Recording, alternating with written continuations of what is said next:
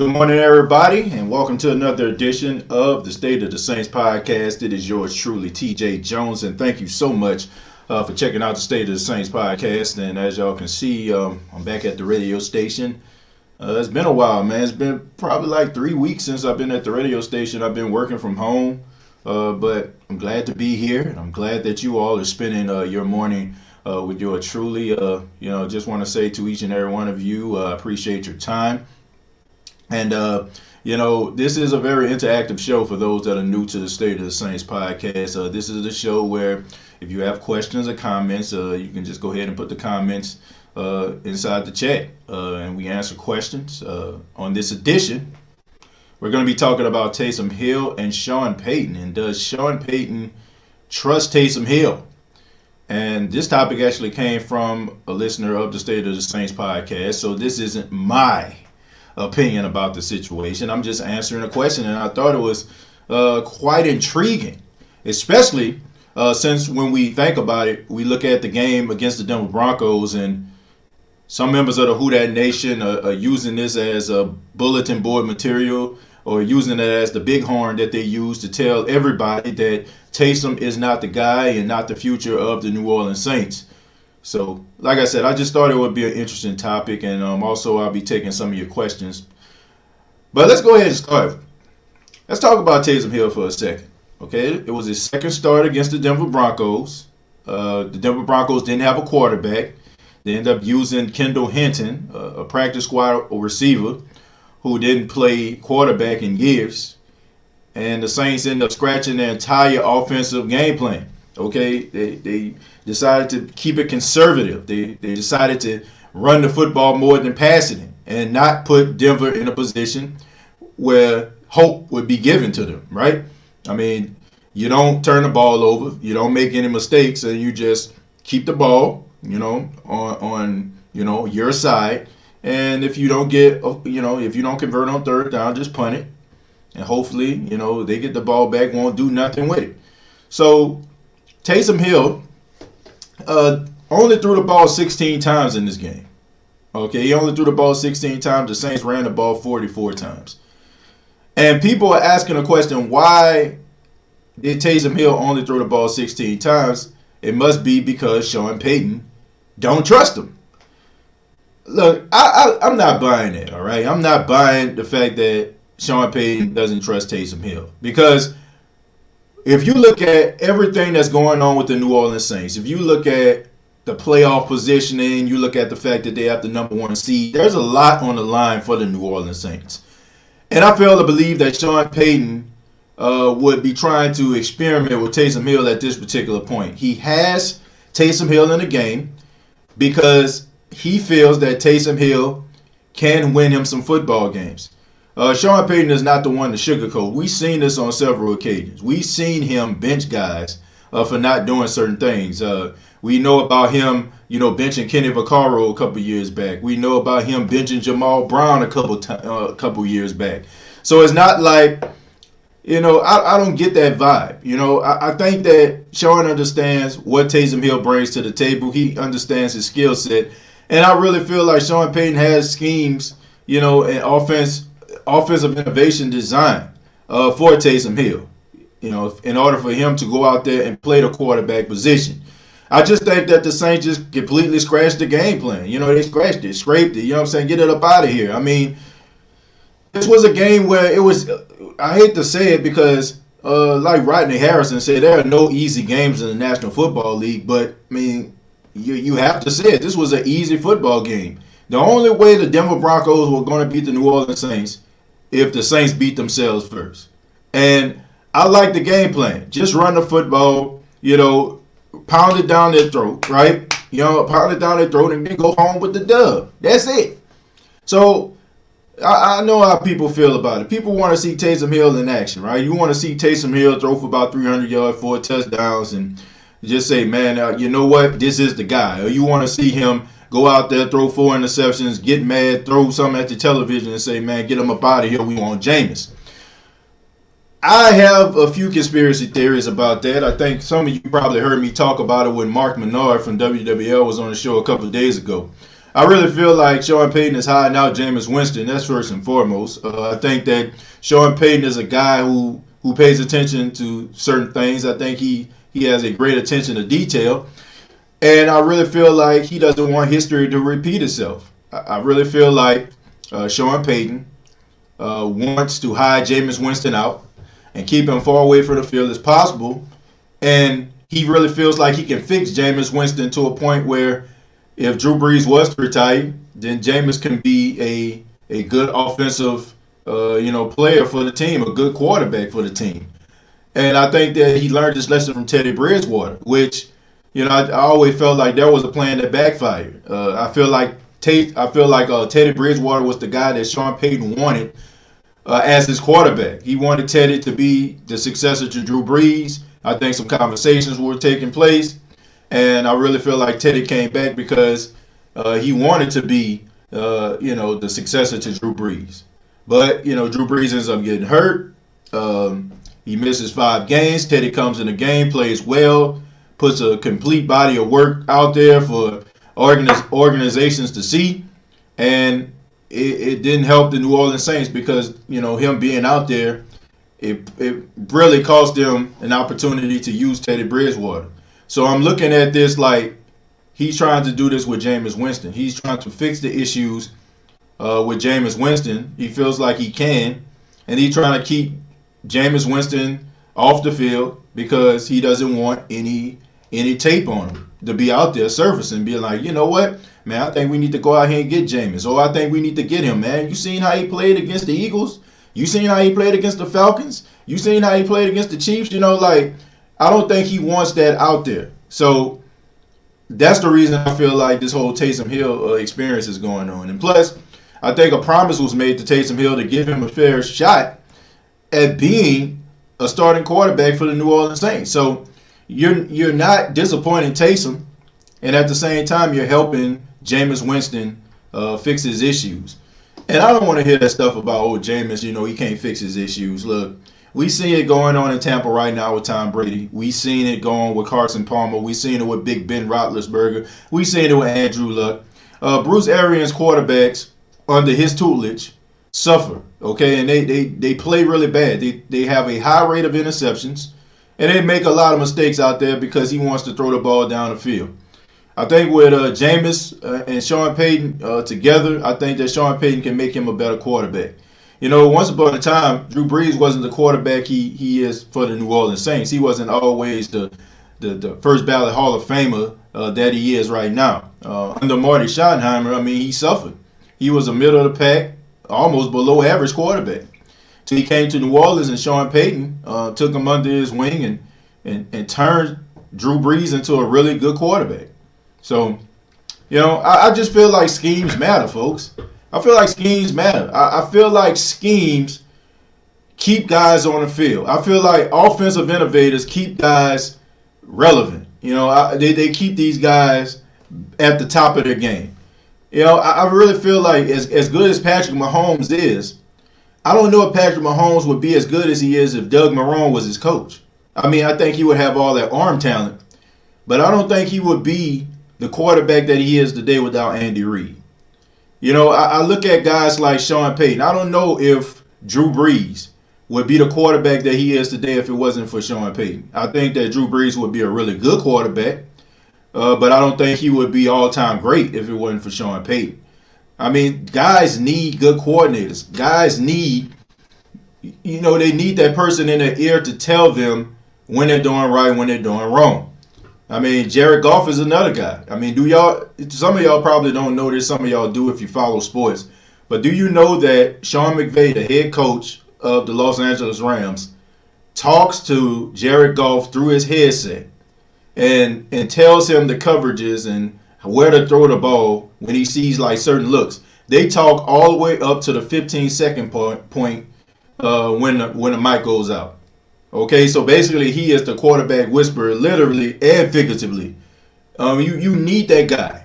I feel like that's the same issue with Carson Wentz. I made a video about that a couple of days ago. I just feel like the reason why he's suffering is because of, you don't have a good offensive coordinator. I don't think guys just forget how to play the quarterback position. It's rather two things are going to happen. It's rather a guy that has untapped potential under the right offensive coordinator is going to live up to expectations or exceed expectations, or he's going to go to somebody that's going to be his demise and it's going to cause him a lot of hardship. I think with Jameis Winston, first off, Jameis Winston went to a situation in Tampa that was a train wreck. No disrespect to the Tampa Bay Buccaneers fan base out there, but I think I'm not telling y'all something y'all don't already know. It was a train wreck. It was terrible out there. And they drafted Jameis Winston as the first pick overall to save a franchise. And you didn't put much around him. You didn't really fix your offensive line. You never really gave him a running game. And you gave him a whole bunch of weapons to put behinds in seats. And that's cool, man, because, Mike Evans, Chris Godwin, they are incredible wide receivers. But, if you want to talk about winning, winning ain't always sexy. It's not always going to look good. I'd rather have a Tennessee Titan type offense and be winning football games to just have an Eric Coryell, throw the football all over the place, greatest show on turf type offense and don't win nothing. So I feel like with Tampa, they were just trying to, I think they were trying to make Jameis an attraction, more so than trying to put things around him to succeed. In New Orleans, Jameis Winston is just a guy, right? In Tampa, he was the guy. You go to New Orleans, you have a running game. You have an offensive line. You have weapons at the wide receiver position. You have arguably the best wide receiver in football in Michael Thomas. You have a really good route runner and a great pass catcher in Emmanuel Sanders. And you got some young bulls ready to come up. So it's not all on him in order for him to just, all he has to do is just go out there and play his game. Put the ball in the hands of your playmakers. You ain't got to worry about making the play to win the game. You got enough guys on the field to do that. So, like I said, I just think that those type of things matter. I think that Taysom Hill being out there on the field is a promise that Sean Payton made to him. And it's sink or swim. He's putting something on tape. And at the same time, you can fix Jameis Winston issues because let's just be honest about this. Jameis hit the nail on the head week 17 last year of his final game in Tampa. He said, I have what it takes to be the greatest of all time. He said, if I just eliminate these turnovers. And like I said, under Bruce Arians' offense, if you have an issue with turning the ball over, which Jameis has had throughout his college career and his pro career, it's only going to get worse under Bruce Arians. So I think on average, okay, I don't say on average, but I think the most Jameis ever threw was 15 interceptions in the season, right? So under Bruce Arians, it doubled. So let's just say if you were a quarterback and you threw the ball and it was intercepted 7 times. Under Bruce Arians, it's going to turn it to 14 times or 21 times, because you're throwing the ball way too much. So I just think that it's a different situation, man. I think it's a different situation when guys are appointed to be the guy. People are expecting them to just, become all-time great so fast, and they don't put many things behind them. It just sink or swim out there, It's almost like they say in the Navy, right? They say they bring you out there in the middle of the water and they throw you in there and tell you to swim back to shore. It's kind of what they're doing in some of these struggling franchises, and some of these quarterbacks with a lot of potential are paying the price.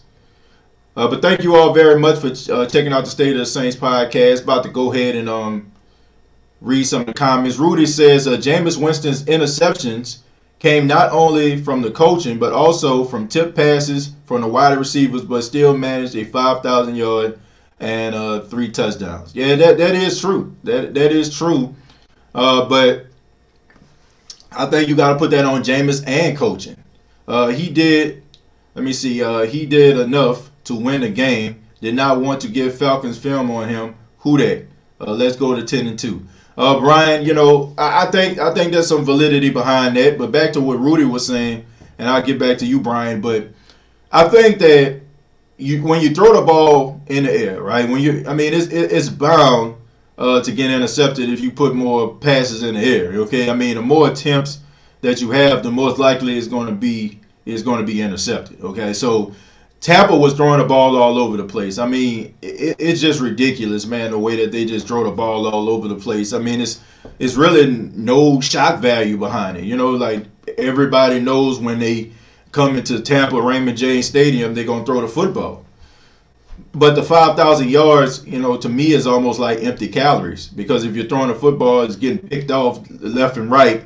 You're throwing a football to keep yourself in the game, because you probably threw yourself out the game. You probably threw yourself out of the game by throwing all these interceptions, and now you got to throw yourself back into it. It's almost like Dak Prescott, right? Dak Prescott, he played like slaw. First half of the game, team down by about two or three touchdowns, and next thing you know, he balling out, throwing a football all over the place for about 400 yards because he's trying to get his team back in the game. So I'm not so much impressed by the 5,000 yards. I'm not. I know that sounds crazy. I mean, 5,000 yards is nothing to sneeze at, but when you're the reason why, you're the reason why you have to throw all those yards, it's kind of becomes unimpressive to me. Dada Saints number 1 says, I agree, TJ. Sean seen Jameis daily in practice and he knows what he has, so why throw him out there and repeat the same thing as what happened to Teddy? Look, Sean Payton is a guy who pays attention to detail. We know that, how they say how meticulous he is when it comes to like game planning, like even things in a building. Like he's like meticulous about those type of things. So, and I know he pays attention to detail to a point where if he sees something happening or something trending, then he'll write it down or memorize it or something like that. And I just think with the whole Jameis Winston thing, I think that he's trying to make sure the same situation doesn't happen that happened with Teddy happens with James. Let's go. Let me go up a little bit. Let me thank y'all so much for being a part of the State of the Saints podcast. I really do appreciate it. Thank you for your comments. Your boy Jay says another reason I think the play calling was conservative was to not give the Falcons too much film on him to see what he can do. Your boy Jay, I'm gonna tell y'all something. I'm not really buying that too much. The Saints already played the Falcons and they blew them out, but I mean, look, you may not have that much film on Taysom like that, but you know the tendencies of those other players. You know what those other players are going to do. So if you can try to neutralize some of those other players, you can still make it hard for Taysom. I mean, he's a quarterback, for God's sake. So his job is to deliver the ball and give the ball to the receivers or the running back. So if you neutralize some of these, these elite players that the Saints have, then it still will make it hard on Taysom. And if you're looking at the way that the Denver Broncos, play them defensively, I mean, you do have film on it. So it's not so much about, I mean, you still got film. If a team has if a team is impressive versus a quarterback, trust and believe that coaching staff is going to grab that film and see what made that defense so successful. So the Denver Broncos, I mean, they did neutralize Taysom Hill, and I feel like some of the defensive schemes and some of the way that they're going to play the Saints are going to be because of what Vic Fangio came up with in order to stop him. Like 5,000 yards in a 7-9 season, absolutely, Gerard. That's like with Drew Brees or whatever.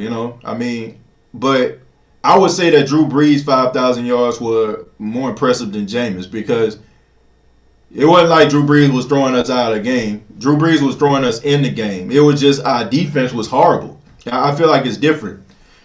If you're throwing for 5,000 yards and you're throwing interceptions, you're the reason why your team is behind the 8 ball, then, that's your fault. But with Drew Brees was out there balling. He was out there throwing all the touchdowns. It was just the defense couldn't stop a nosebleed at that time. So I do feel like his 5,000 yards are more impressive than Jameis. I'm curious to see what would happen if we have a Wentz, Winston, and Hill backfield and quarterback room. Well, I don't think you're going to see all that. I think you're going to see one or the other. But, look, I am a Carson Wentz fan. I really am. I'm a Carson Wentz fan. I don't care what anybody says. You don't forget how to play quarterback. Being a quarterback, what I've learned studying the NFL, you know, college football. Confidence is one thing, right? And a belief is another thing. You want to have the confidence that you can go out there and put your team in a position to win every Saturday or every Sunday. But you also want the trust of your coaching staff.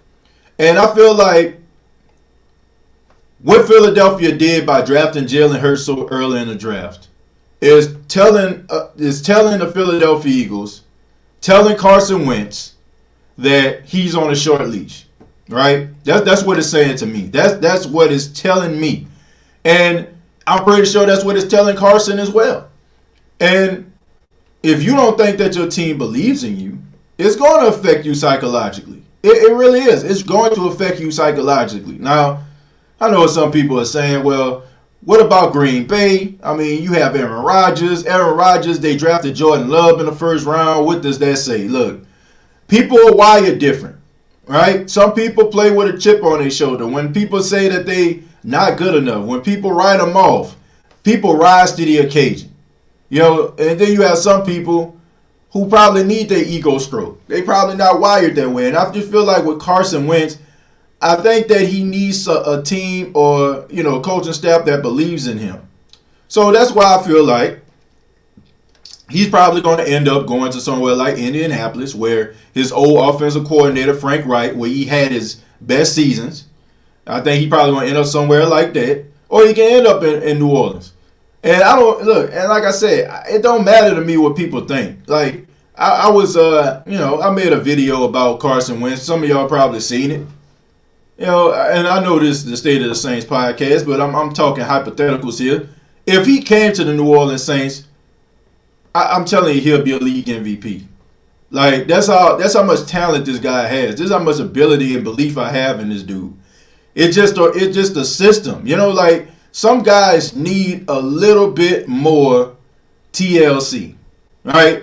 You know, like you need that, like, you need that elite play call in your ear. There are some guys that are going to exceed expectations and just ball out regardless. You know, like, I don't care who the coach is. I don't care who the coordinator is. They're going to ball out because they possess that type of talent. And then you have guys who need that extra touch, who need that extra, you know, that extra push. That person that sees the field right along with them and probably sees it a little bit better than they do.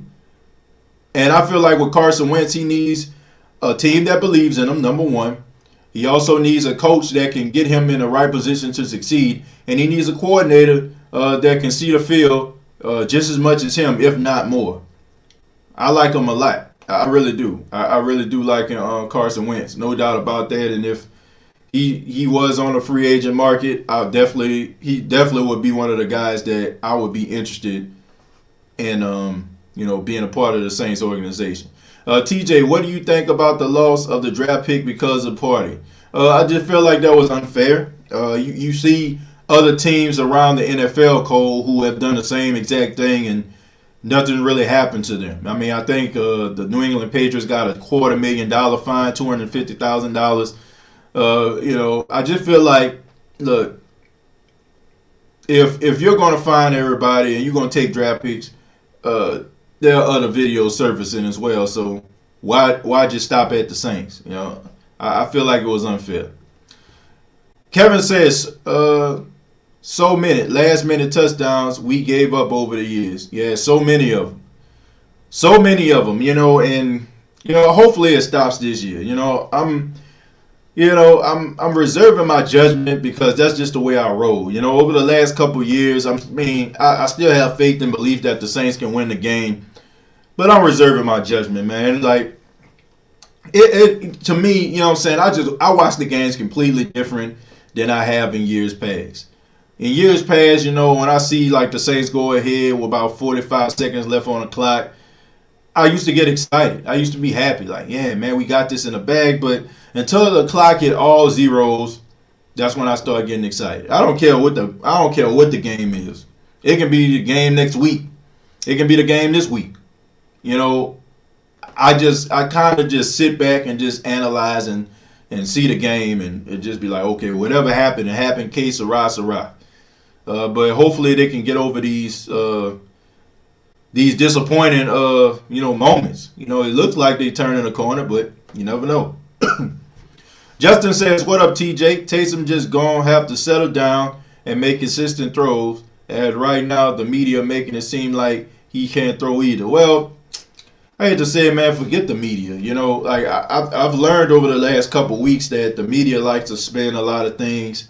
The media wants to tell their narrative. They want to keep certain people in the press clippings. They want to make people believe that this team is better than this team and they're right and everybody got an ego and guys just want to be right and acting as if they never said it. They telling their PR team to delete videos that, they can verify that they said things a couple weeks ago. Look, I mean, it's just, I don't know, man. I mean, I don't even pay attention to the media like that anymore. Of course, I watch it because I have to bring it all to the podcast, but I don't look at the media the same way.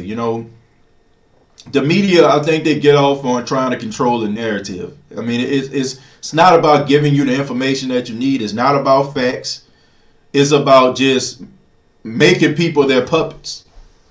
I mean, I don't know. I was watching this movie the other day. If y'all can give me a few minutes. Well, not even the other day. Actually, last night on my break when I was at work. And I was watching this story about the guy named Richard Jewell, right? Some of y'all probably know what I'm talking about. He was the guy who found the bomb at Centennial Park in Atlanta during the Olympics back in 1996. And the guy found he found the bomb. He ended up like saving lives. I think it was only one person that died. 100 people got hurt, but it would have been a lot worse if he didn't find that bomb. So for a couple of days, this guy was like a hero. You know what I'm saying? Everybody was singing his praises and stuff like that. Then all of a sudden, people just started to like question this guy because he was a little bit weird. And the media just turned this guy into the suspect and had everybody like thinking this dude was the bomber and ruined this guy's life. Ruined this guy's life completely. It ruined this guy's life. Guy was out there, couldn't go nowhere. People was looking at him sideways. And it turns out the dude didn't even do it, But the media had already, made him guilty in a court of public opinion. But I say that to say this, it's not even about the facts. It's about controlling the narrative. It's about making people believe what they believe. And they get off on that type of stuff. They do. They get off on it. And that's why, I try not to, these days, I try not to take myself so serious. I don't try to take myself so serious. That's why, it was a time, and I'm still working on it. But for the most part, I try not to let it get to me. But it used to be a time where somebody will come to me and say something, "Oh, you said this about the Saints. You don't know what you're talking about, blah, blah, blah. You need to quit your show or get off the podcast. You don't know what you're talking about." But... I don't take myself as serious, right? I feel like if you don't take yourself as serious, it won't bother you as much. People are so focused on trying to be right and trying to be so correct, and they attach their credibility to hot takes. Why? Everybody just. I mean, at the end of the day, we don't know. If, the Saints playing the Falcons this weekend. We don't know if the Saints gonna beat the Falcons. We don't know. You know what I'm saying? We hope that they do. But we don't know for sure. We can do prediction and be like, man, the Saints going to win, I don't know, 31-16. We don't know if that's true or not. We just give our opinions about how the game going to go. And I feel like anybody that's taking their opinions further than, trying to make it gospel, that's why I feel like, that's when you feel like you just kind of lost yourself. I would love to save 4 games and allowing only 1 touchdown, but against a QB-less Broncos, it's hard to brag on that one.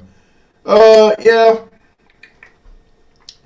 Look, I don't know, man. All I know is they won a football game, and it's not like Taysom Hill is going to be like the quarterback for the foreseeable future. We just need him to steer the ship until number 9 get back. That's what we need. It'll be one thing if Drew Brees retired and we would be having these issues. Then maybe it'll be a little bit more of a issue, or be a little bit more, I guess, sense of urgency going on here. But we just need him to steer the ship.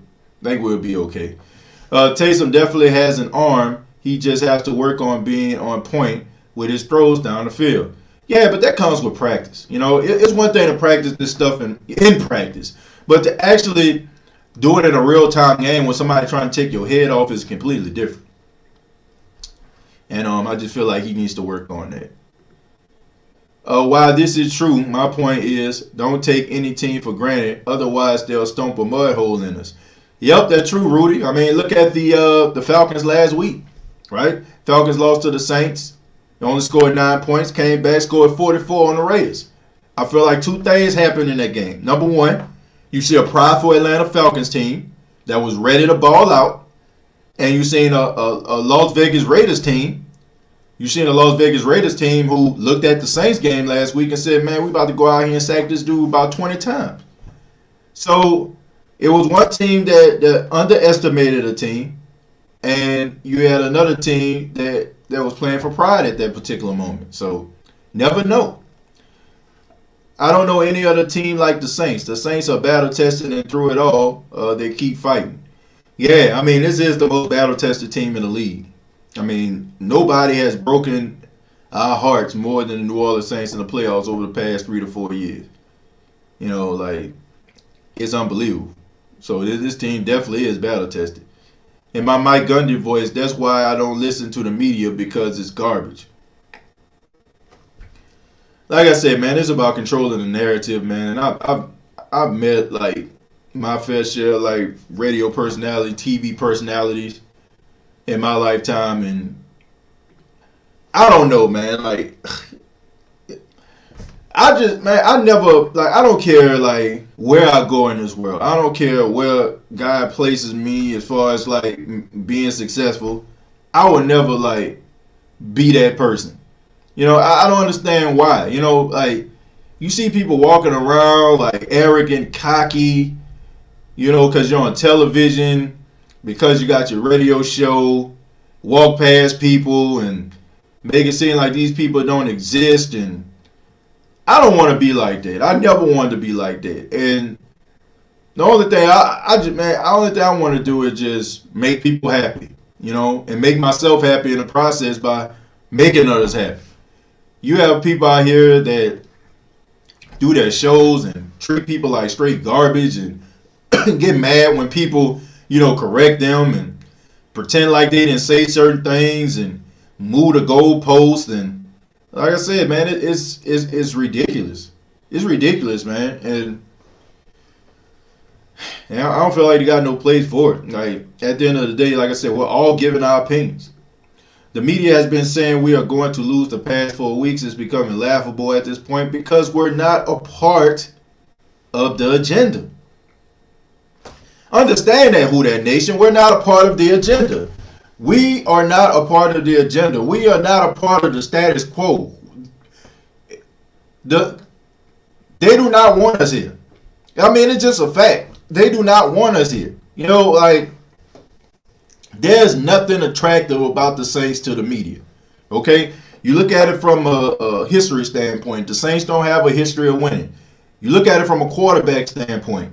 It's not really appealing, even though Drew Brees has been efficient and good over the last couple of years.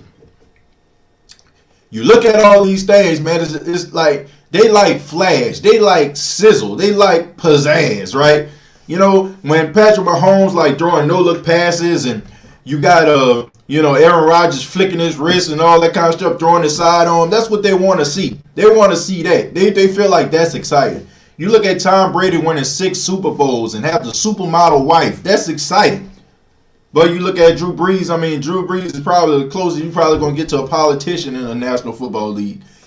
Really no scandal. I mean, been with his wife since college, got 4 kids, says all the right things, does all the right things. Boring. Throws the ball down the field, about 15, 20 yards, but get to the goal line for a touchdown. Boring. Right? He ain't throwing the ball 60 yards. Boring. We're not a part of that. We're not a part of the media agenda. So we just have to deal with it. So they're going to try to find ways to try to discredit us or make us, look like we're going to lose or not going to do anything.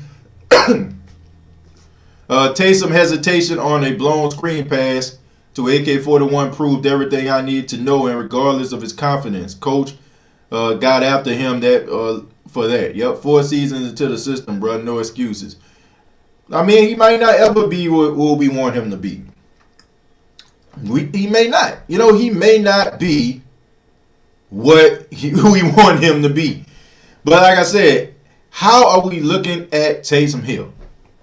How are we looking at him? How are we looking at him, folks? That's all I want to know, right? We're going to take a little break. We'll be right back in a second.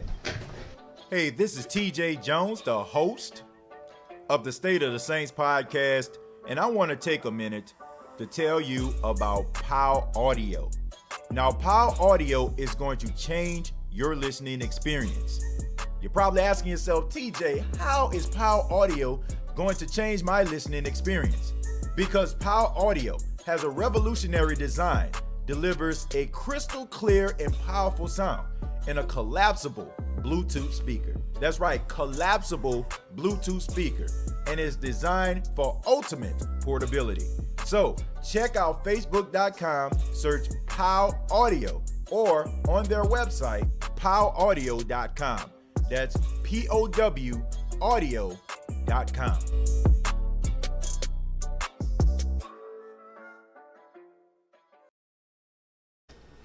Yeah, we back here on the State of the Saints podcast. Sorry, folks, I had to get me something to drink. Throat a little dry. You have that dry cough. You ain't have no water or something like that. You feel like your throat dry, so you still having that dry cough. That's what I'm having. All right, so anyway, but yeah, folks, I mean, look, we can break down X's and O's all day. We can talk about, game film. Y'all know that's really not my lane, I just like to keep it real here on the State of the Saints podcast. I mean, I answer the questions, give my opinion. You all give your opinion. That's kind of what it's all about. We talking about these issues with Taysom Hill. Cornelius says he's Tebow 2.0. That's how. Okay. I mean, you're entitled to opinion, Cornelius. I don't know what he is. I don't know exactly what Taysom Hill is, but wherever he is, I mean, we're glad to have him as a New Orleans Saint. Taysom Hill has been really good in the Saints uniform, and he is a matchup nightmare because teams really have to, they have to have a game plan for him. But the Saints line him up in so many different ways, it's hard to zero in on him. So we are spoiled because of Drew. We have to understand that. I mean, that's true. All these years of great quarterback play, all these years of touchdowns, all these years of great moments, all these years of credibility. And if you've been a Saints fan longer than 15 years, you know that the Saints have not been that good. And I know that a lot of our emotions come from that particular point.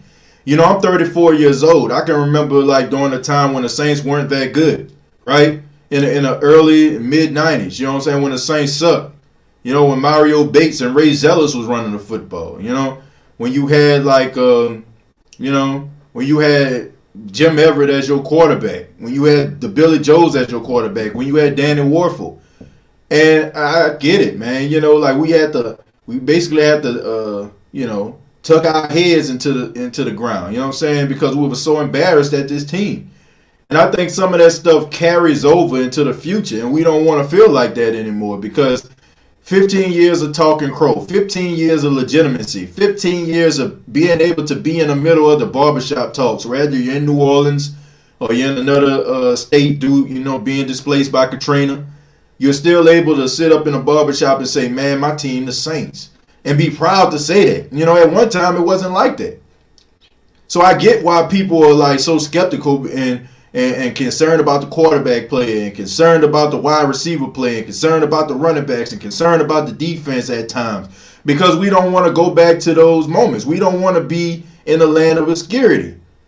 So in certain ways, that's the reason why I feel, that's why I kind of understand the Tampa Bay Buccaneers fan bases for jumping out of the windows the way that they did. Look, it's funny, that they did that, but I completely understand. When you go all those years of not being relevant, when a team does something to generate excitement, you want to hold on to that excitement and you never want to let it go. But we also have to be realistic.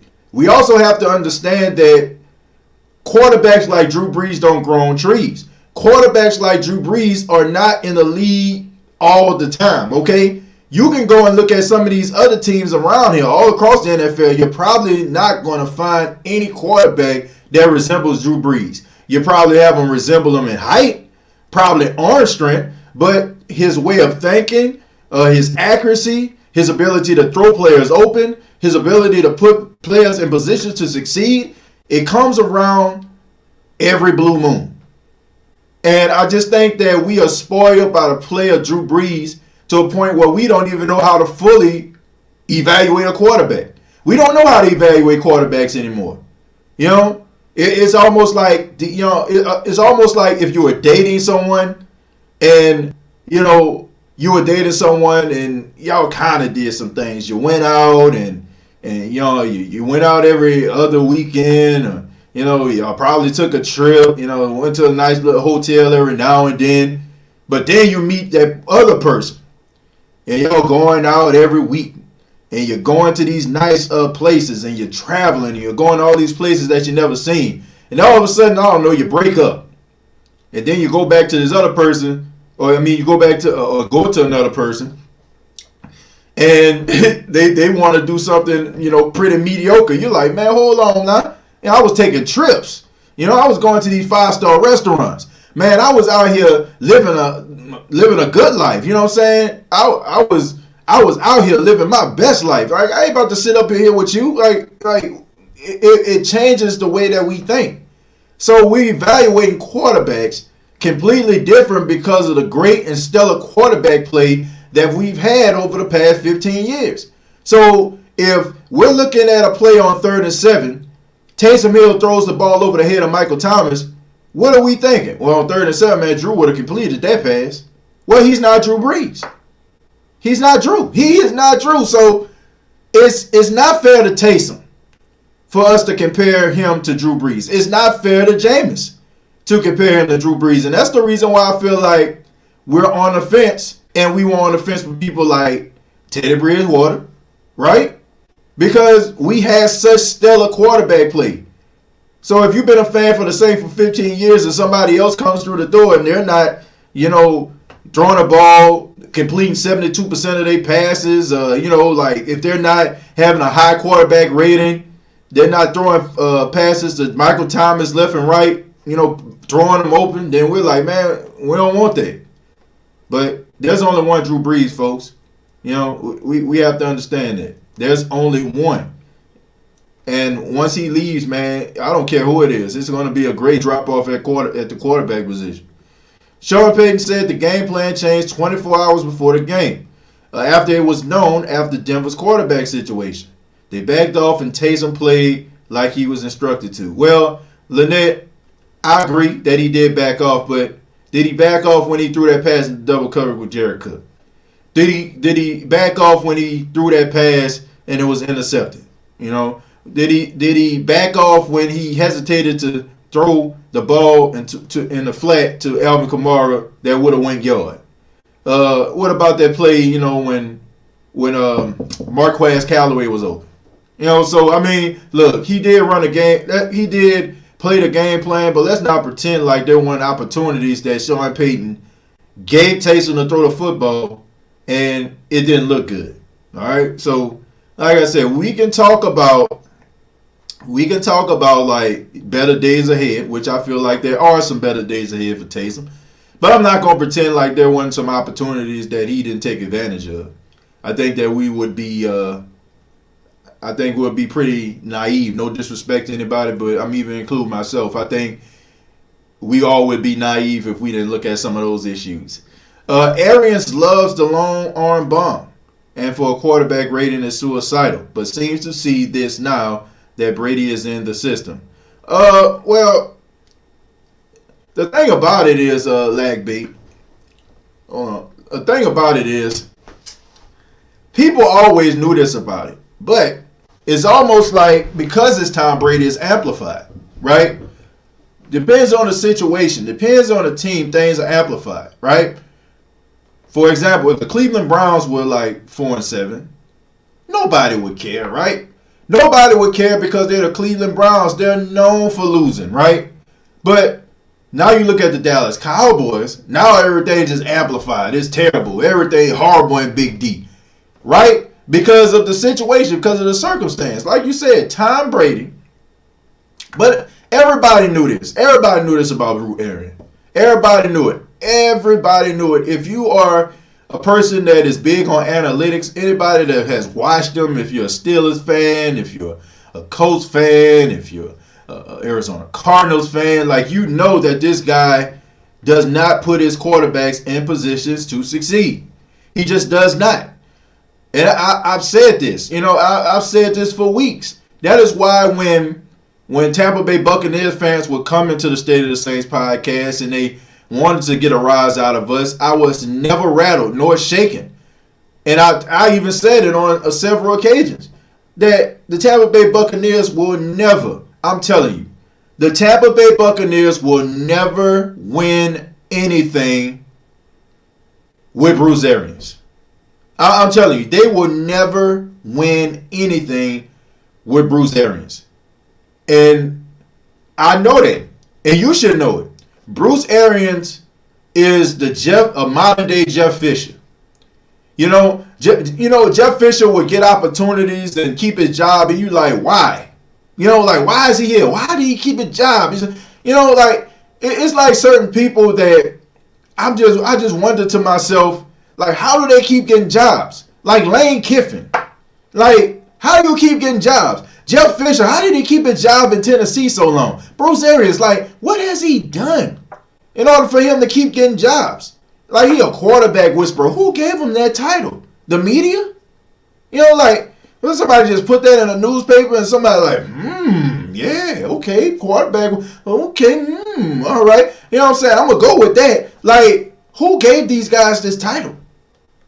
And you know what I'm saying? It's like, God bless his soul, but it's like John McCain, they used to call him the Maverick.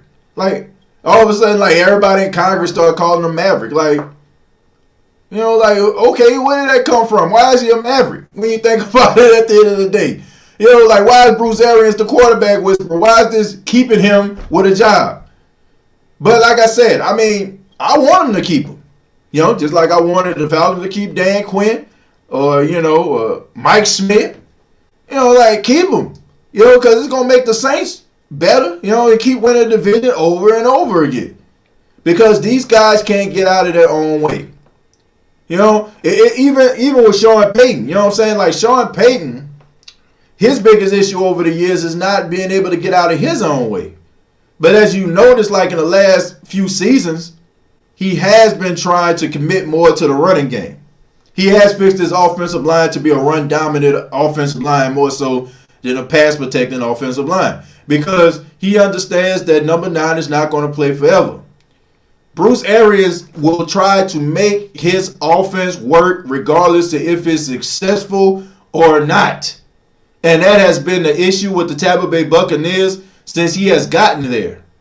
And it will continue to be the issue. You got 2 stud running backs. But I ain't going to say nothing, man. I'm not going to give the game. I'm not going to give the game to the Tampa Bay Buccaneers, but everybody know what it is. Everybody know what it is, man. Look, Tampa Bay Buccaneers fans, if you up in this thing, y'all know what it is. You can't even dispute that. You can't. We don't need to have another Drew Brees, although it would be nice. We just need to have a quarterback that's good. A quarterback that can keep the Saints in the Super Bowl contender category. I want the Saints to be in the same category the media talks about. Media thinks Brees and Payton are the only reason the Saints are good. Yeah, Casey, I mean, because that has been the narrative. And we just finished talking about narratives, right? Guys take titles and they just run with them. They don't even look and see if that has changed or not, right? It's just, Saints, Drew Brees, Sean Payton. Many years, New England, Belichick, Brady. Green Bay Packers, Aaron Rodgers. Chicago, Monsters of the Midway. It's like things change around the teams. They develop. There are different nuances to the team, but they keep that same stigma. And I say let them, Casey. I let them keep talking. Let them keep thinking that this team is surrounded by just average, middle of the pack type players, and they're not good because because of Sean Payton and Drew Brees. But what they're not telling you is that the Saints are 7-0 when somebody outside of Drew Brees starts. So why are they 7-0? It's because of Sean Payton. But you look at some of these other guys. You're looking at Brian Flores, right? You're looking at Mike Tomlin. You're looking at all these other coaches, right? Before you even get to Sean Payton. But in my opinion, the last 2 years has probably been some of the best coaching Sean Payton has done in his entire career with the New Orleans Saints. When you can take guys who are not named Drew Brees and still put them in a position to succeed. When you can take a guy like Teddy Bridgewater and get him paid. When you can take a guy like Jameis Winston and try to resurrect his career. When you can take a quarterback with a messed up shoulder and turn him into a surefire Hall of Famer, why not give Sean Payton credit? Why not give him the credit for being a good coach? If anything, I would have to say Sean Payton is the main reason for the Saints being successful over these last few years.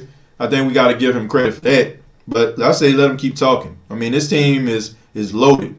This might be the most complete team in the National Football League. Anytime your left tackle goes out, James Hurst comes in the middle of the week and he still does a formidable job. You got Andrew Speed out, and then you got Nick Easton come right back in, and the running game don't miss a beat. Come on, man. Unfortunately, being conservative costs some missed opportunities for Taysom. It depends, Robert. I mean, what opportunities are we talking about here? Opportunities to throw the ball, or him opportunities to make plays in other ways. I would have to understand what you meant by that. But look, the key is to win a game. Okay, if we just talking about conservative cost of him opportunity for us to evaluate him, I can live without that. I can live without evaluating Taysom Hill as a quarterback, as long as a win come with it. Nate Robinson. I don't know exactly what that means, but we all know what happened to Nate. Out to physical therapy. Thank SOTS. Okay, Charles, man. Good luck with that. Take care of yourself.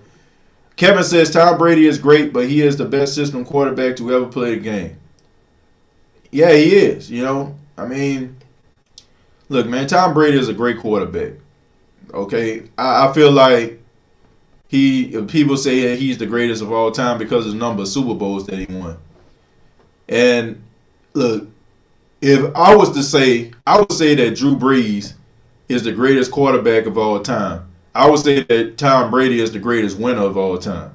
That's what I would say. In NFL, I would say he's the greatest winner of all time. But as far as that, with Drew Brees, would Drew Brees have 6 Super Bowls if he was in New England? Absolutely. He would absolutely have 6 Super Bowls. Probably have more than that, Did you watch Nate fight? I seen him get knocked out. I don't know about no fight. I seen him get put to sleep. But I did see it, man. I mean, that was entertaining. I must say this, though. Mike Tyson, Roy Jones didn't really live up to expectations. I guess if you lowered your expectations, I think it would have been fine because, 2 50-year-old guys going at it, then, what can you expect? But I think if it wasn't for that Nate Robinson fight, I think a lot of people would have been disappointed. I think the fact that he got put to sleep really Made people feel like they got their $50 worth. You know, I'm sorry that Nate had to deal with that, but I mean, he kind of saved that pay-per-view in my eyes. Denver has a strong defense. Just because the offense wasn't there doesn't mean it was going to be a cakewalk offensively. Well, I never thought that. I mean, I've said that in predictions leading into the game. Leading into the game, I told everybody it's not going to be an easy game. I said that team has a lot of pride over there, and they did. I think Raheem Morris will do great things for Atlanta and will make the rivalry series and the division a lot more interesting. Rudy, look, I like Raheem Morris. I really do, man. Look, I'm not trying to make this a color thing, but I do root for, the African American quarterback, African American coaches, because I feel like they need more of those guys in the league. I really feel like Raheem Morris should have got another opportunity to be a head coach. And in Atlanta, it seems to me like these guys love this guy, because if they didn't, they wouldn't care, man. Like, they wouldn't be out here playing. These guys would be like Cancun on 3. But they're really trying to put it together and trying to put a good body of work for Raheem Morris and a good campaign for him to keep this job. And, if Arthur Blank, if you don't have anybody else, that's coming, then, I say go with Raheem Morris. If the coach that you're not trying to get isn't named Jim Harbaugh is one. I know people like, man, look what he's doing in Michigan. Look, some guys are better NFL coaches than college coaches. And some guys are better college coaches than NFL coaches. Case in point, Nick Saban. Nick Saban was a horrible NFL coach, but he's a really good college coach.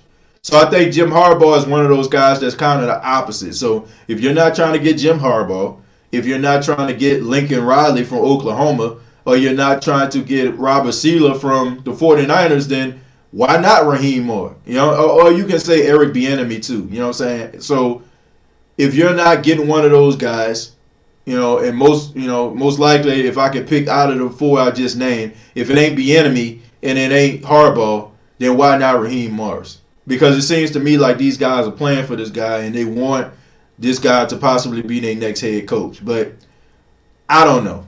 I don't know.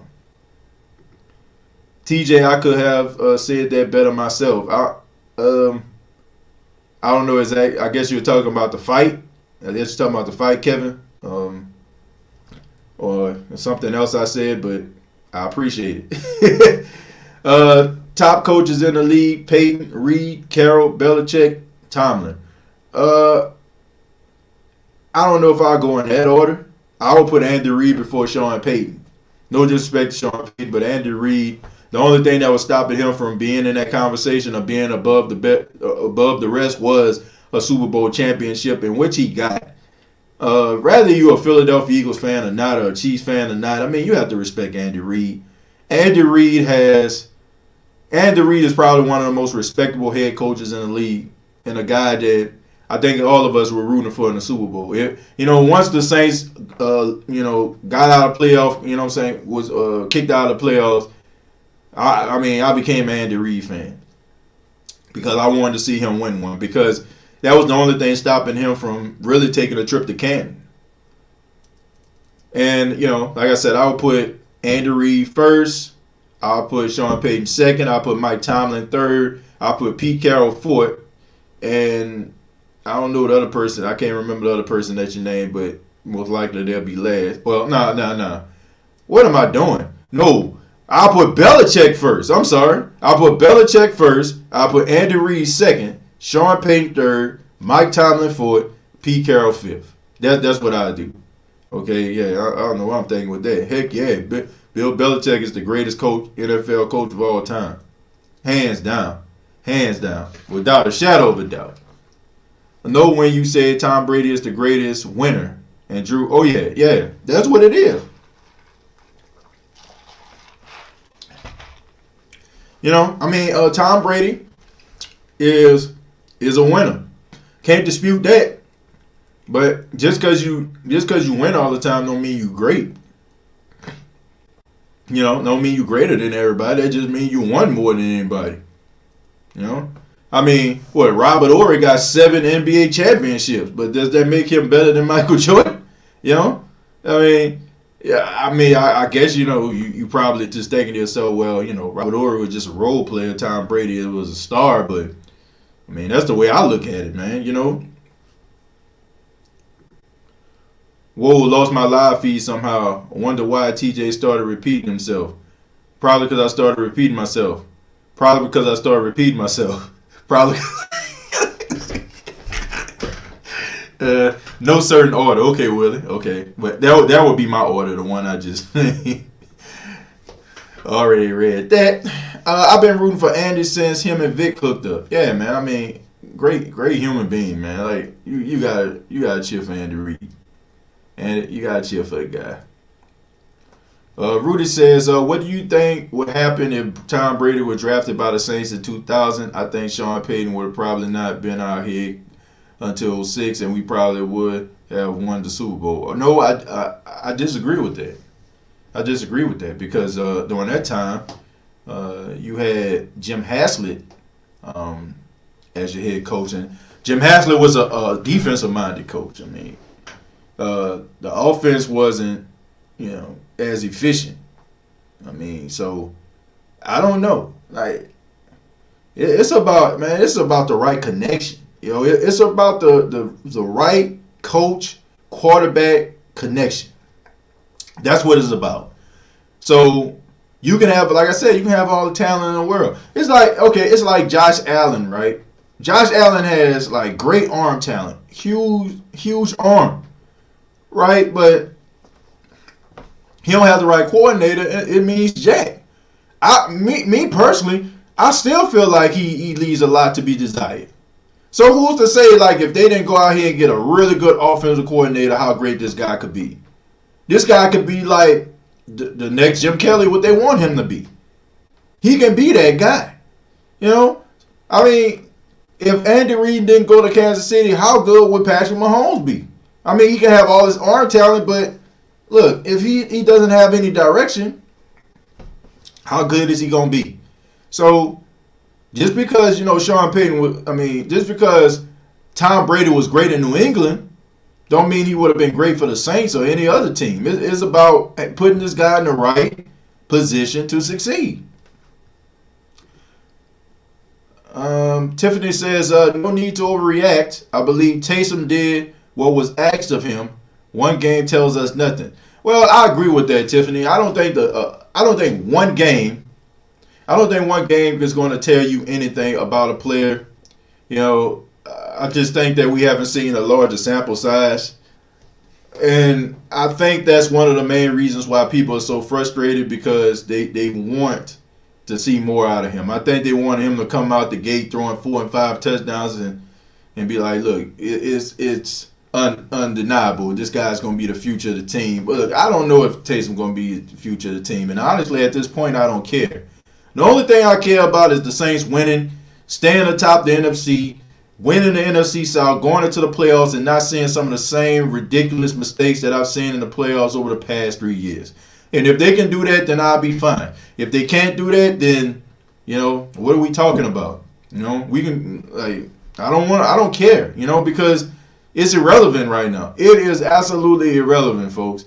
It is irrelevant that if we find out about Taysom Hill and him being the future of the Saints.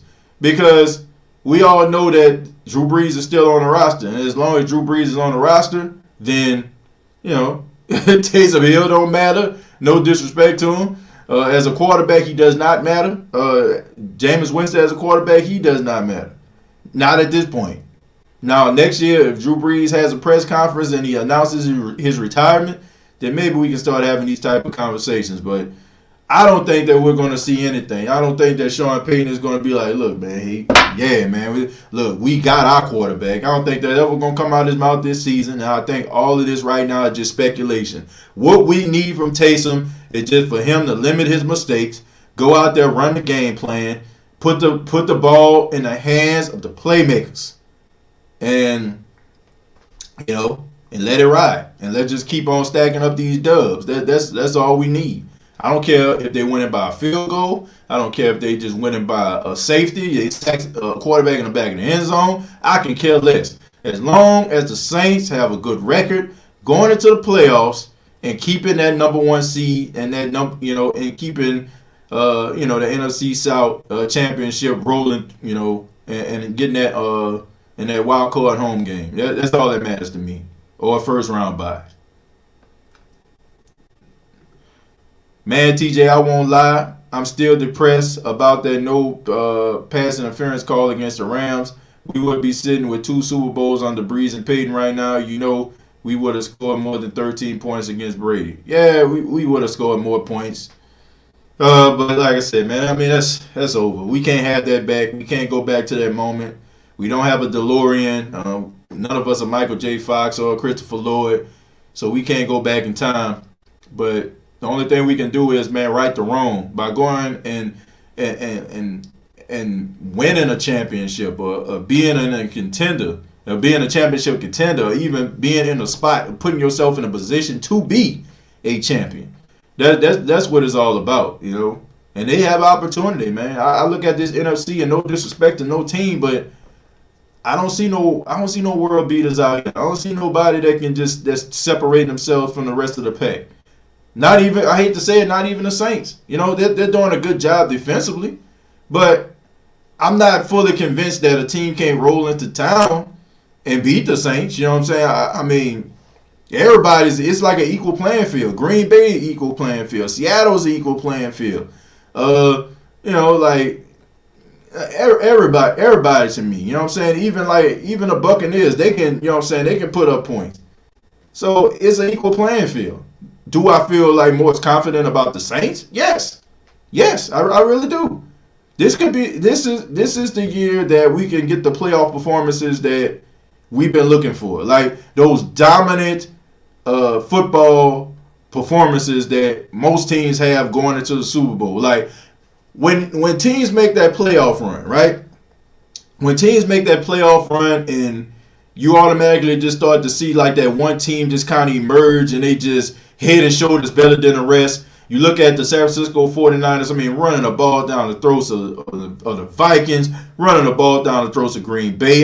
Just basically impose their will. Strip these guys butt naked on the field. You know what I'm saying? Left them with absolutely nothing. Clean these boys like buzzards. Clean deer off the side of the road. Picked them to the bone. It was, without a shadow of a doubt, the 49ers were the best team in football representing the NFC at that time. And then you had the Kansas City Chiefs, who started slow, but in the second half, just imposed their will. Offensively, they were a juggernaut, leading the AFC into going to the Super Bowl. That's what I think we're looking for as Saints fans. I feel like the games be way too nipped tuck. They be way too close, man. Too many mistakes. Like, let this be the year where we just be like, okay, the Saints are that team. They are that team that we wanted them to be. Pat Mahomes is a system quarterback. Well, he in the right system, I can tell you that. Still too soon. Hi, what's going on? Dubstep. Saints 79-13 NFC South says the refs the only ones who can stop us in the playoffs. Yeah, that in bad play calling and bad execution. Let's see. Green Bay and Seattle, thank you very much for the $2. Said, don't sleep on us, punks. We threats too. Yeah, they definitely a threat. Willie says the Minneapolis Miracle was just that, a miracle. The pass interference no call was out of our hands. The last year was the only game we straight lost. Speaking on the last 3 years. Yeah, that's true. That's true. That game last year, yeah, we deserve to lose that game. Do we think Brees is back on the Week 15 game? He approved for Week 14, right? Well, look, I think you play it the way that you see the team playing. If you have like a certain timeline in which he can come back, and let's just say, for example, the team is rolling, just let him heal up completely. I don't want Drew Brees to just be almost healed. I want him to be completely healed before he hit the field. Gotta went out to be completely ahead of Green Bay and Seattle, 2 losses, and we'll be playing with the loss of the 1 seed and a bye week. Just saying. Yeah, we definitely gotta stay atop of that. We definitely do. If that system is winning, who cares? Yeah, I don't understand. I never understood the concept of how a system quarterback is such a derogatory phrase or statement. I never understood that. Like, why is calling someone a system quarterback so disrespectful? I mean, maybe somebody can explain that to me. I don't. I don't look at it as disrespectful. I think that, if you're in a right system, I mean, you can be great. So, don't bother me. Who that TJ? My wife and I recently adopted my son, and I'm so blessed to have him, but even more excited to dress him in Saints gear. Herman, man, congratulations to you and your wife, man, and what you guys are doing is absolutely incredible, man, because, I think sometimes, we tend to forget, man, about some of these young kids out here who are abandoned, by their parents, or, they might be born to a person that can't take care of them, and, they get lost in the system. So, man, shouts out to all the parents out here that adopt children, giving them stable homes, giving them a future, giving them a chance. I think about that from time to time, what happened if my mama, didn't want to have me or didn't want to take me. I mean, my mom wasn't rich, I mean, we were poor. I can remember, like, just certain days, some of the things that, mom had to do. Like, she used to have a friend, that worked at a deli. And, we used to be, like, so poor. She'll, like, go to the deli and the guy would be nice enough to give her, like, neck bone or something like that, in order for us to cook a stew or, just stuff like that, man. I mean, we had some, some dark times. My mom, like, wore the same shoes for, like, 3 years, and because, she couldn't afford to get herself any shoes. But she took care of us, man. She showed us love. I mean, she kept us out of trouble. She told us right from wrong. She told us to put God first in our life. And, I'm out here talking to y'all right now. I'm a college graduate. I've never been to jail, never been on drugs. None of my brothers or my sister have. So, but I think about that. She could have easily just said, I have 2 other sons, that I can barely take care of. I don't know if I can keep this one right here. But she did. You know what I'm saying? She took care of me. So shouts out to all of these parents out here, man, that's doing that, adopting kids, giving these kids opportunities, and putting them in a position where they can just, have that love, man, because, man, that stuff can mess with you psychologically, man. That can mess with you psychologically. And not only are you adopting that kid, you're saving their lives. You're saving their lives. So, what are the Saints' chances of this season to be a number 1 seed in the NFC? I think their chances are good as long as they continue to play the way they've been playing. I think they'll be all right. I think this is a year we let Azalone walk and re-sign Quan. Well, yeah, I think that's pretty much a foregone conclusion at this point. Thank your mama for us. Well, I appreciate that, man. I'm pretty sure she's listening right now. I mean, she probably can't respond right now because she's doing the little virtual classes. She got young students at a learning center, and they're doing virtual classes at a center. But yeah, I thank God for my mom, man. Like, she's an incredible person. Some of y'all probably seen her in the chat a couple times on the show. But man, she's an awesome mom, man. There was some dark days. We didn't grow up with a silver spoon in our mouth, man. We were poor. We were on food stamps. We had to live off the government and stuff like that. But she always told us and taught us there were better days ahead. And like I said, man, she could have easily just given us up. She could have easily just said, nah, my mom had dreams. My mom had a dream to be a journalist. My mom was and still is. My mom was a writer, she was a writer, and, she had opportunity, man, to go She had an opportunity to go to college in New York. And she ended up having my older brother, EJ. And, man, she gave that all up. You know what I'm saying? She gave it all up to be a parent, you know, to my big brother, Emmanuel, you know. So that's the type of person she is, man. And if you ever see her to this day, man, I'm 34 years old. Like, she still treat me like I'm 5. Yeah, but I love my mom, man. No doubt about that. And I love all of you too, man. Real talk. You know, much love to all of you spending your day and your morning with me. TJ, how do you feel about Troutman getting more playing time than Jared Cook these past few games? I don't think he got more playing time, but I like the way he's improving as a pass blocker, and I think he's trending in the right direction. So, anytime you get the ball, good things happen. You know, he got the ball last week and almost scored. Saints defense must stay dominant. I agree with that. Yeah. As long as they stay dominant, I mean, I don't care who the quarterback is. As long as they stay the way they is. Green Bay gonna get the first seed most likely if we don't go 13-3. Yeah. Let's see. Shout out to Mama Jones. Yeah, man. Shouts out to my mama. Already, you know, I gotta already say that. Let's see. Week 15. Thank you very much for the $2. Says Brees will be back when when I come around. Trust. Yeah, thank you for the $2. Week 15. I really do appreciate that. No doubt about it. I think I had another one. Let's see. I'll get back to you, Willie. The Super Chats, thank you very much for $2. Says stop skipping me, fool. I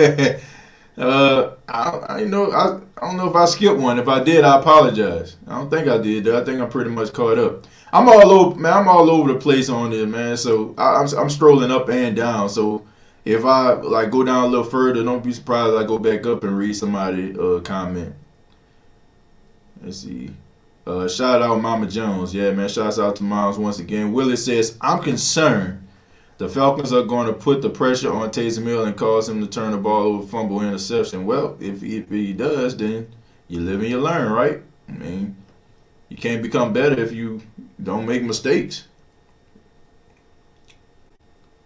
Let's all pay respects to Mama Jones. Yeah, man. Like I said, shouts out to my mom. She, great person.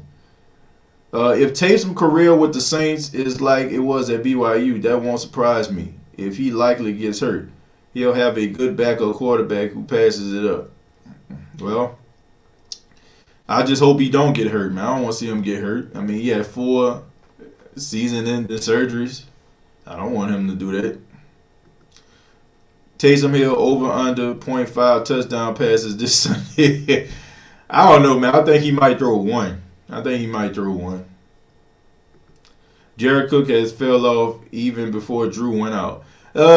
Look, I think he had 2 bad games, and when Drew got hurt, he never got a chance to redeem himself. So, look, I'm giving him a pass. I'm giving Jared Cook a pass because he really didn't have a chance to kind of redeem himself after those games. And everybody have bad games, man. Everybody have a bad stretch. So he didn't have an opportunity to redeem himself, and I highly doubt if he's going to redeem himself with Taysom Hill as a quarterback. Mama Jones, thank you very much for the $2. Says, I'm with y'all mom should have been, you punks. Nah, man. No, shouts out to my mom, man, but I'm pretty sure they have some really great moms up in here as well. So, I ain't about to just say my mom's just the only great mom up in this thing, and I'm pretty sure a lot of people believe the same thing that I'm saying. I mean, I love my mom and a lot of respect to her and stuff like that, but there's some incredible mothers out here in this world that are doing some great things for their children as well. And shouts out to all of you. And I already know because I'm married to one of them, Shouts out to my wife, who's been a mom for about, 18 months and knock it out of the park, man. Incredible. Saints 7-9-13 NFC South says Taysom Hill needs to throw first touchdown pass before Drew is back. Yeah, that would be nice, right? That would definitely be nice. Atlanta would definitely probably have a different game plan this time around. I wouldn't be surprised if Atlanta decides to blitz him all game. Yeah, man. I mean, the Denver showed that you can't be successful blitzing Taysom. That's what they showed you. So, yeah. So I would.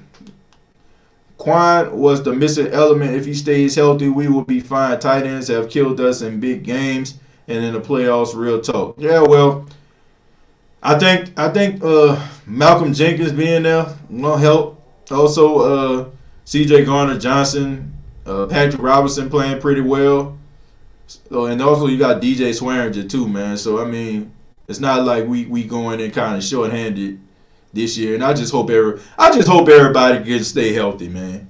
I just hope that's why I was so nervous about Janoris Jenkins, and I'd be highly surprised if he played this Sunday. I wouldn't let him play. I mean, I'm just being serious. I wouldn't ask of him to play. We gonna need him down the stretch. Like, no disrespect to Marshawn Lattimore. I think he playing at a higher level than Marshawn Lattimore right now as a corner. Janoris Jenkins is playing otherworldly.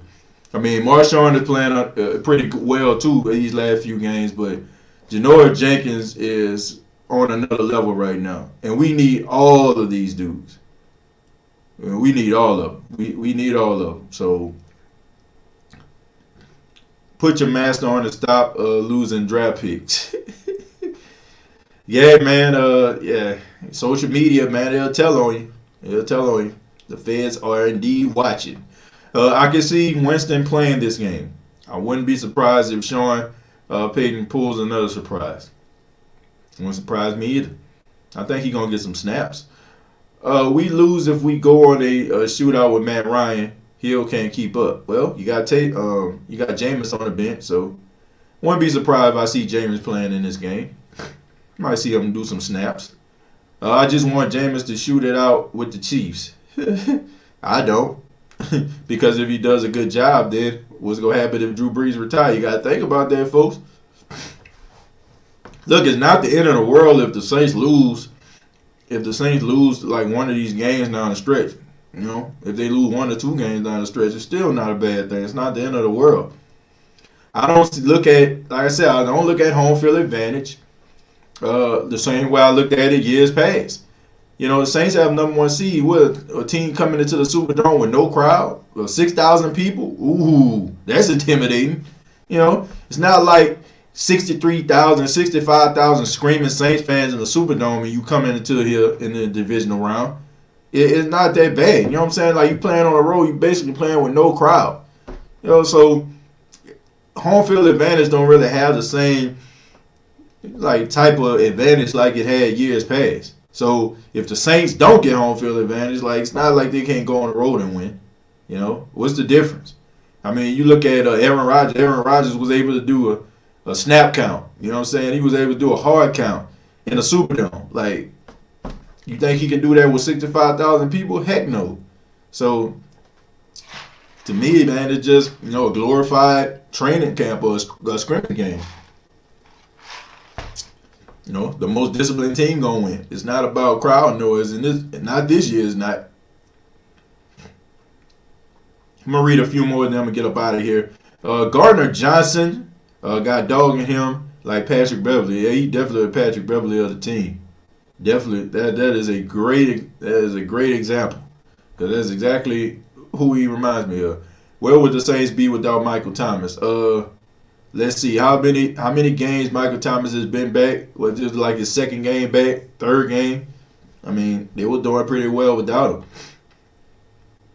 I mean, they're a much better team, you know, with him, but they can win games, right? They proved it. I love Drew Brees. I think we all do, Tom. I think we all love Drew.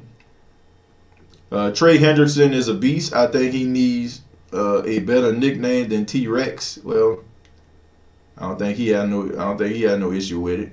I don't care what they call him. You know, as long as they call it his name to get a sack. But you know we want the game against the Chiefs. Well, I tell you, I'll put it to you like this. What game would you rather have? Would you rather have the Chiefs in a regular season or the Chiefs in the Super Bowl? I would rather have the Chiefs in a Super Bowl. I can care less. Like I said, I can care less about the regular season. Saints win one more game, they guaranteed the playoffs. Okay? I don't care if the Saints win one more game and fall off a cliff, they still going to the playoffs. All right. So the way I see it, I don't care about this regular season Chiefs game. I'm pretty sure 9 times out of 10, more times than not, the Chiefs gonna be in the Super Bowl, and if the Saints do what they supposed to do, they can get their rematch. I'm not concerned about that. I don't care about the Chiefs, like for real. Like I hope everybody. Look, I get it. It's a measuring stick game, right? It's a measuring stick. Oh man, we going up against the world champs. I can care less. All right. Look, I want to see the Chiefs a second time. All right, because that means that the Saints went to the Super Bowl. That's what I want. I don't care about no Chiefs and no Saints. I don't. Not this time around. I just want to be in the playoffs. Get me in the playoffs. Let's win, 1, 2, or 3 games, whatever position that you're in, and let's get to the Super Bowl. Because time is a ticking, all right? You ain't going to get too many opportunities like this. KC game will be true gauge of how good our defense really is. Yeah. Titans versus Saints in the Super Bowl. That wouldn't surprise me. Titans are really good. What if the Falcons' game plan is to stop Taysom and we start Winston? Well, wouldn't surprise me. We going to smoke the Chiefs. Look, I do think that the Chiefs are a tad bit overrated than people making them out to be. I think that they are overrated. I don't think they just out here just destroying teams. I think their defense is suspect, and I think there's some things you can exploit. We definitely don't need to be playing in snow, rain, weather in the playoffs for sure, though. Why not? Why not? That's another thing. Like I said, the stigmas, right? Dome teams can't travel. Dome team can't play in the cold. Dome teams can't play outside. Like, come on, man. Like, the Saints beat Philadelphia, right? In Philly. It was cold out there. All right? I mean, so, look, I'm not buying this, folks. I'm not buying it, man. Like I said, like that's the narrative. That's what they try to do. They try to get you all scared and shook and be like, oh, man, it's over because they're a dome team going. Like, bruh, this team is one of the best teams in the National Football League playing on the road. They're one of the best. So, I don't care. I don't care about them playing. I don't care about them playing on the road. That's stupid. Like, what teams forgot? Like, think about this. You got dudes from different walks of life, right? You got dudes from different colleges all across the country. Let's look at Ryan Ramczyk, for example. This guy went to Wisconsin. Does it snow in Wisconsin? Yes, it does. Nick Easton went to Harvard. You think Nick Easton, he in Massachusetts. You don't think it snows in Massachusetts? Drew Brees, he went to school in Indiana at Purdue. You don't think it snowed in Indiana? I mean, Michael Thomas, Ohio State. Malcolm Jenkins, Ohio State. Marshawn Lattimore, Ohio State. I mean, you got some guys that played in hot weather like C.D. Deuce and Janoris Jenkins, but Janoris Jenkins played all them years in New York. Does it not snow in New York? Like, what are we doing here? Like, what are we talking about? Like, that's the craziest thing ever. Dome teams. Like, all teams they consist of a collection of players all across the country and around the world. That makes absolutely no sense if you look at it. None. That is just something that they just say to try to, I guess, make it intriguing and to get a good article going. Like that makes no freaking sense. You got some guys, like I said, they play in hot weather. They come from hot weather, right? I mean, Cam Jordan from California. I mean, cool, okay? He not used to playing in cold weather. But for the most part, I mean, you got other guys all across the league, man. I don't care if they playing in the dome. I don't care if they playing, like, bruh, that's so dumb. Like, that's dumb. Like, if you think about it, like, if they really truly thought about what they're saying, like, they probably would never say it again. They probably never say it again because that makes no sense. First time listeners, you have a good flow and are entertaining to listen to. I appreciate that, man. Thank you very much. I hope it's not your last time. I really don't, I really don't. But we're going to go ahead and get up out of here. I want to say thank you all for checking out the State of the Saints podcast. And I will be on forever. I Love Atlanta Sports podcast. On tonight, it's called Forever. I Love Atlanta Sports podcast. I'm going behind enemy lines, y'all, to talk about the Saints game versus the Atlanta Falcons. So I'm encouraging everybody to go to youtube.com, search Forever I Love Atlanta Sports. Go to their YouTube channel at 8:30 tonight, 8:30 p.m. tonight Eastern time. I'll be on the show, so I'm looking for the Who Dat Nation to come out and support. I don't know how many Falcon fans going to be there, so I will hope that some of the Who Dat Nation to come and support your boy.